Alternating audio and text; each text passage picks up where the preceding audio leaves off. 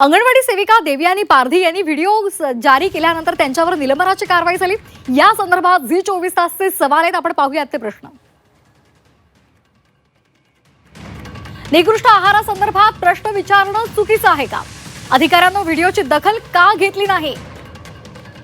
व्हिडिओची दखल घेण्याऐवजी निलंबन कशासाठी? एफडीए आयुक्त तुकाराम मुंढे याकडे लक्ष देणार का?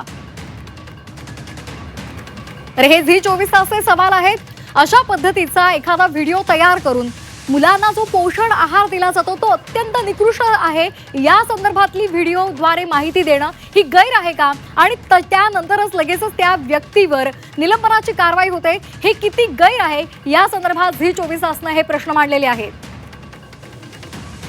दरम्यान या संदर्भात आम्ही देवयानी पारधी यांच्याशी संवाद साधलेला होता, त्यावेळी त्यांनी काय म्हटलेलं आहे आपण एकदा ऐकूयात।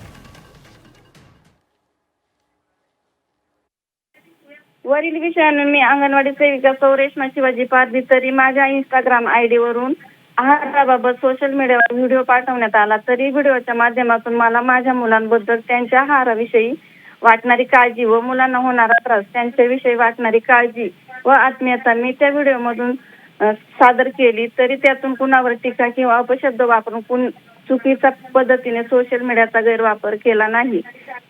तरी तुम्ही दिलेल्या नोटीस प्रमाणे या सोशल मीडियावर ते व्हिडिओ शेअर करायचे नसतात हे मला माहित नव्हते, परंतु येणारा आहार खरंच चांगला येत नाही, वाटाणा लापशी शिजली जात नाही, वारंवार लेखी देऊन आहार बदल होत नाही, म्हणून मला सांगावंसं वाटलं की यात बदल होऊ शकतो, म्हणून व्हिडिओ सादर केला होता।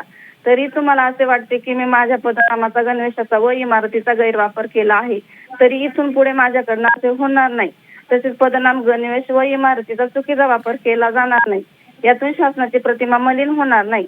माझ्या या व्हिडिओतून फक्त चांगला आहार मिळावा हा हेतू होता, मुलांचा चांगला आहार मिळावा या उद्देशाने व्हिडिओ तयार केला होता, तरी इथून पुढे असे माझ्याकडून होणार नाही। तरी तुम्ही दिलेल्या नोटीसचे मी 24 तासात लेखी उत्तर स्वरूपात सादर केले आहे।